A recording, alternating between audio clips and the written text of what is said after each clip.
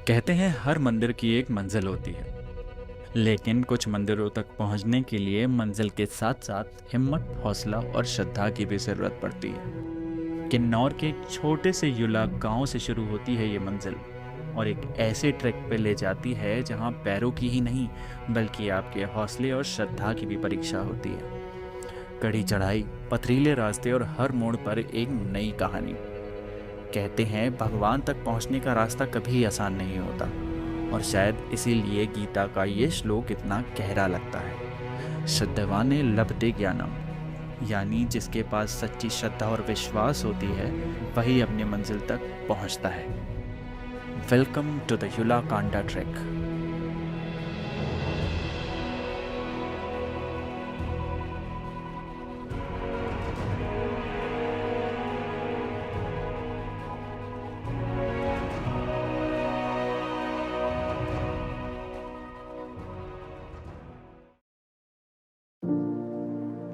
इस सफ़र की शुरुआत हमने देर रात की थी दिल्ली से और अब हम आ चुके थे शिमला से भी आगे और हमें जाना था नारकंडा।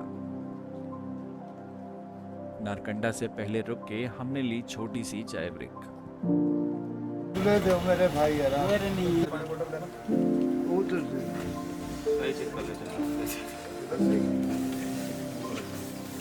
और ये ट्रैक मैं कर रहा हूँ करण भैया के साथ, जिनके साथ मैंने पहले भी कई ट्रैक कर रखे हैं और इस ट्रैक में हम लेके जा रहे हैं 16 लोगों को युला कांडा की ओर। उसकी भी दोस्ती हो जाती है इससे। रास्ते में एक दूसरे से बातें करके और एक दूसरे को जानने के बाद फटाफट हम निकल पड़ते हैं नारकंडा की ओर। नारकंडा पहुंचते ही हमने सिटी को थोड़ा बहुत एक्सप्लोर किया।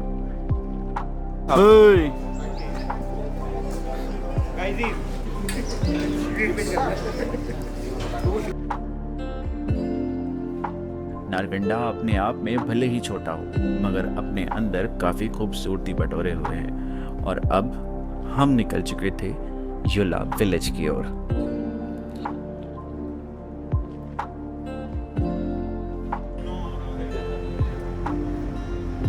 इस लंबी जर्नी के बाद हम किन्नौर पहुंच चुके थे। रास्ते पर खूबसूरत सीनिक व्यूज, वाटरफॉल्स और दिल की धड़कन बढ़ा देने वाले रोड ने इस सफर को यादगार बना दिया।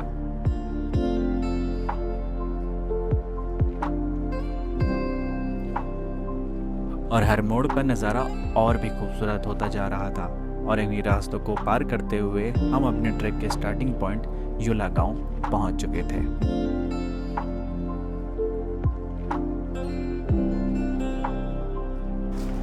18 घंटे के सफ़र के बाद आखिरकार हम युला गांव पहुंच गए। थकान तो थी लेकिन इस जगह की खूबसूरती ने उसे पल भर में मिटा दिया। सबके चेहरों पर एक्साइटमेंट साफ दिख रही थी।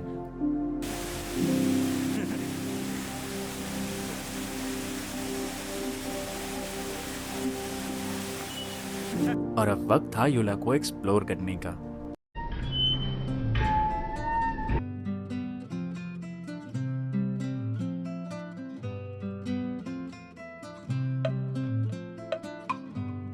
किन्नौर की वादियों में बसा ये छोटा सा गांव सिर्फ 429 लोगों का घर है, लेकिन दिल से बहुत बड़ा है।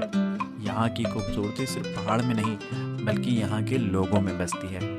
इतने प्यारे और इतनी प्यारी मेहमान नवाजी की कि कुछ ही देर में आप खुद को यहाँ का एक स्ट्रेंजर नहीं बल्कि अपना महसूस करने लगते हैं।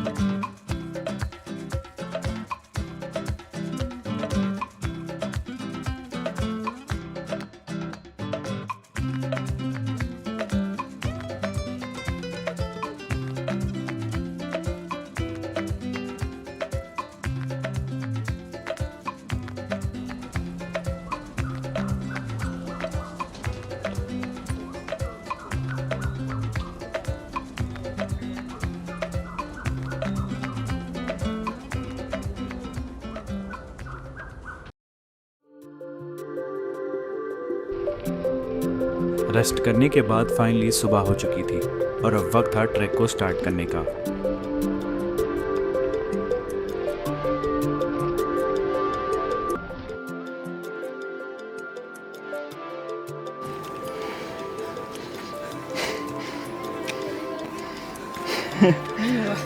हमें युला गांव से बेस कैंप तक का सफ़र तय करना था, जो कि था 10 किलोमीटर।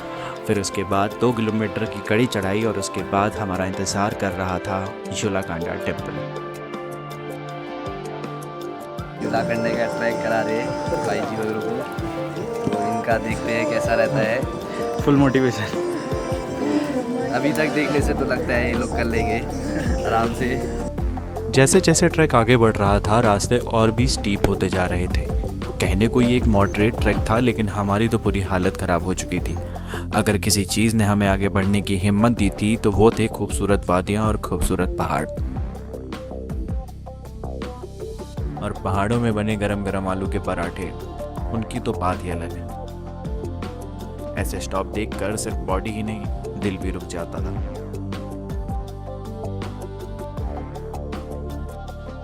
काफ़ी मुश्किलों और कड़ी चढ़ाइयों को पार करने के बाद फाइनली हम अपनी डेस्टिनेशन के करीब पहुंच चुके थे।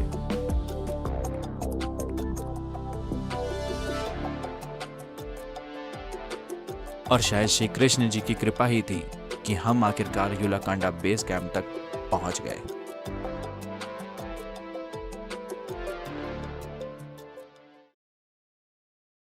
बेस कैंप पहुंचते ही मौसम खराब हो गया। प्लान था कि थोड़ी देर रेस्ट करके बचा हुआ 2.5 किलोमीटर का ट्रैक कंप्लीट करेंगे, लेकिन बारिश और ओलों की वजह से ट्रैक को रोकना पड़ा। फिर हमने डिसाइड किया कि समिट पुश अगले दिन सुबह 4 बजे से स्टार्ट करेंगे। बाकी शाम बेस कैंप के आसपास के खूबसूरत व्यूज और पीसफुल वाइब को एंजॉय करते हुए गुजारेंगे।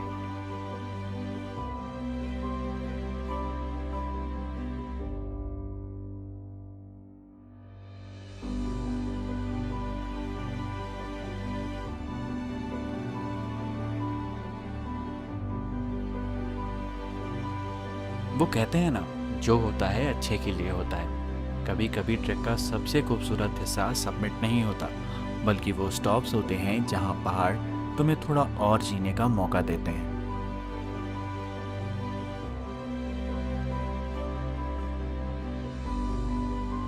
बारिश ने ट्रैक को रोक तो दिया था, लेकिन पहाड़ों को महसूस करने का थोड़ा और बहाना दे दिया।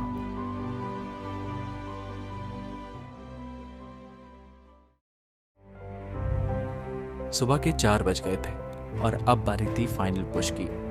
बेस कैंप से युलाकांडा टेम्पल मात्र 2 किलोमीटर दूर था, मगर इस जर्नी का सबसे टफ और स्टीप पार्ट था। और फिर काफ़ी स्ट्रगल के बाद फाइनली हम अपनी डेस्टिनेशन पहुंच गए थे।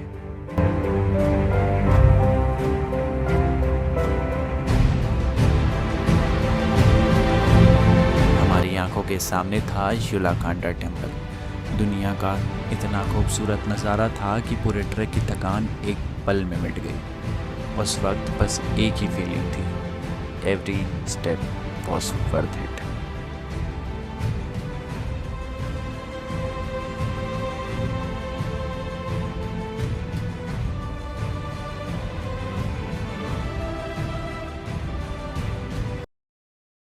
कैसा लग रहा है आपको? बहुत अच्छा लग रहा है। इसके बाद कुछ भी यात्रा कोई ज़रूरी नहीं है करनी, जन्नत मिल गई है।